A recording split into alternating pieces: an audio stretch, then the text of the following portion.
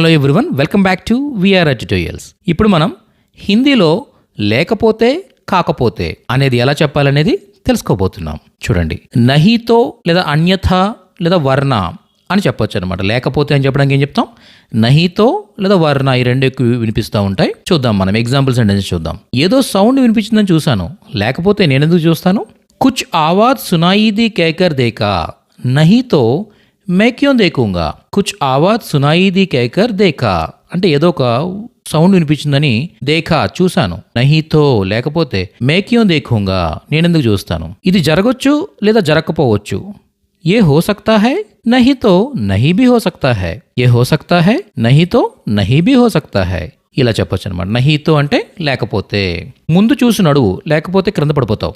ఆగే దేక్కర్ చలో, నహీతో నీచే గిర్ పడోగే. ఆగే దేక్కర్ చలో, నహీతో గిర్ పడోగే, లేకపోతే క్రింద పడిపోతావు. ఆజ్ నహీతో కిసి ఔర్ దిన్.